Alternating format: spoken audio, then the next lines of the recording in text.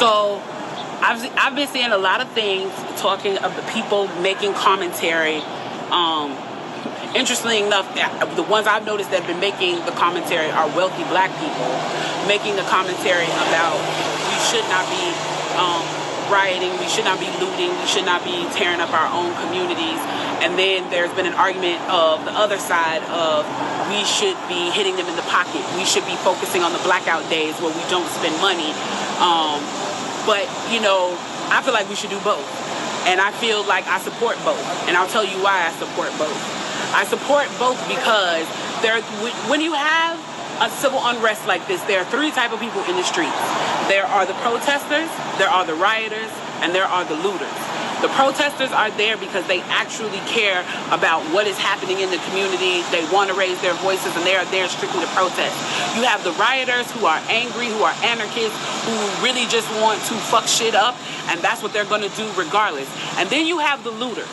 And the looters almost exclusively are just there to do that, to loot. Now, people are like, well, what did you gain? Well, what did you get from looting? I think that as long as we're focusing on the what, we're not focusing on the why. And that's my issue with that. As long as we're focusing on what they're doing, we're not focusing on why they're doing. And some people are like, well, those aren't people who are legitimately angry about what's happening. Those are people who just want to get stuff.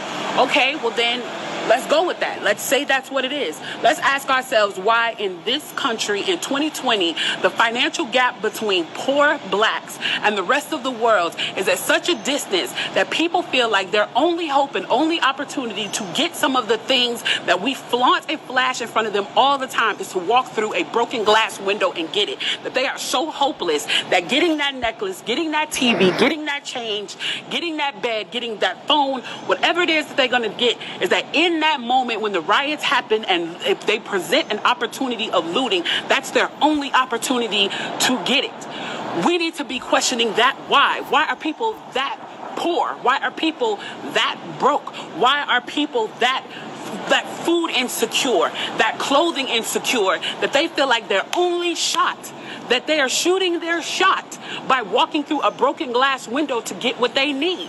And then people want to talk about, well, there's plenty of people who pulled themselves up by their bootstraps and got it on their own. Why can't they do that? Let me explain to you something about economics in America. And I'm so glad that as a child, I got an opportunity to spend time at Push where they taught me this, is that we must never forget that economics was the reason that black people were brought to this country. We came to do the agricultural work in the South and the textile work in the North. Do you understand that? That's what we came to do. We came to do the agricultural work in the South and the textile work in the North. Now, if I right now decided that I wanted to play Monopoly with you, and for 400 rounds of playing Monopoly, I didn't allow you to have any money, I didn't allow you to have anything on the board, I didn't allow for you to have anything. And then we played another 50 rounds of Monopoly, and everything that you gained and you earned while you were playing that round of Monopoly was taken from you. That was Tulsa, that was Rosewood. Those are places where we built black economic wealth, where we were self-sufficient, where we owned our stores, where we owned our property, and they burned them to the ground. So that's 450 years. So for 400 rounds of Monopoly, you don't get to play at all. Not only do you not get to play, you have to play on the behalf of the person that you're playing against. You have to play and make money and earn wealth for them, and then you have to turn it over to them.